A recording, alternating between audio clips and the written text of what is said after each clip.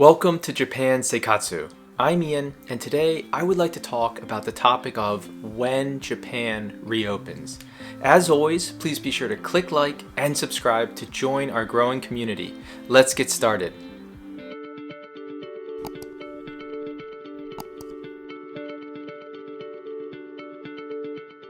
A lot of good news recently about countries starting to open up to international travel. The US recently did. Europe has been open for some time. Singapore is establishing travel lanes with select countries. Australia starting to open up. And the good news out of Japan recently that they're making it easier for students and business travelers to get into Japan. And I know many of you in the community, be it Jets or those that are studying abroad, this is welcome news. So a big congratulations if you've recently arrived in Japan. I've heard from some in the community that have, and also to those that are will be able to enter. Congratulations. It's been a long wait. And I think this is a feeling all of us can empathize with. It's been hard at times. Myself, I lived in Japan for almost a decade. I moved to the UK, and I haven't been able to travel to Japan since 2019. Same situation as many of you. And prior to that, I used to go to Japan on business trips for travel to see in-laws. So it's been quite an adjustment. But having said that, the Japan Seikatsu community has helped.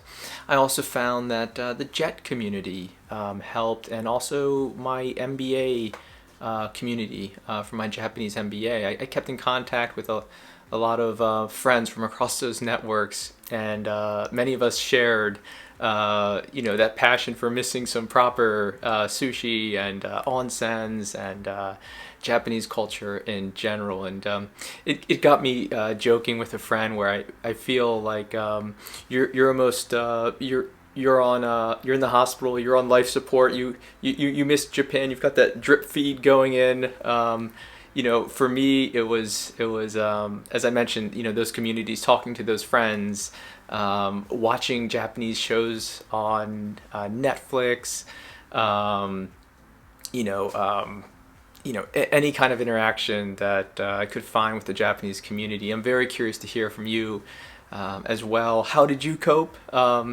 Somebody from this community I was talking to, and he had a international flight that was going to, I believe he was on his way to the US, and he was going to have a layover in Japan. This is when Japan was closed to tourists, but nonetheless, I guess they're still routing some flights. And so very briefly, he, for a few hours, he got to be in Japan. I thought that was quite cool. I was very jealous of that. It was great. I have another good friend who lives in the US, works for a Japanese company, and usually in a normal year would do many business trips to Japan, has been unable to do so, like us, misses it. And he bought Microsoft a flight simulator. He even got a new computer to be able to run it.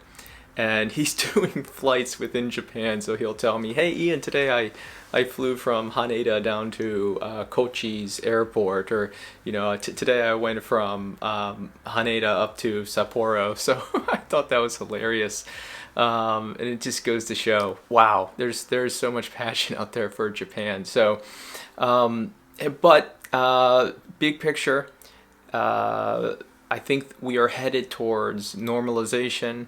I'm an optimistic person. I believe that, and it's gotten me thinking about how can I make the most of this downtime, and what are my goals for 2022? What are my Japanese related goals for 2022? And I think one of them is going to be my Japanese has gotten rusty. I've been out of Japan for some time.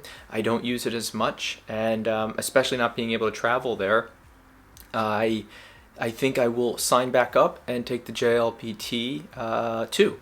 So I passed that test, and I've got a video on my JLPT 2 journey, which was a lot of failures before success. But I passed it. It was probably 4 or 5 years ago. So it's gotten quite rusty. I don't know if I would pass it today. So I think I want to brush the dust off some of the old textbooks and give that a try again. And that's quite exciting for me. I think the JLPT test will be administered again in 2022. So it's exciting to see that back. And I'm definitely hoping when tourism opens back up to get out to Japan for tourist reasons, or if possible a business trip. We'll have to see.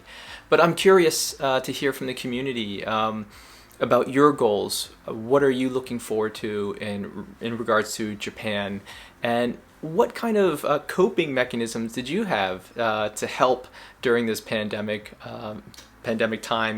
Maybe one more thing I forgot, but found a very good local Japanese sushi restaurant, and I've been going there to get a little bit of that Japan fix. But please, I'm very curious to hear from the community. How have you coped? Where did you find strength during the downtime, and what are you looking forward to next year? What are your Japanese goals? Please let me know down in the comments section. As always, thank you for your time. Don't forget to click like and subscribe. Take care.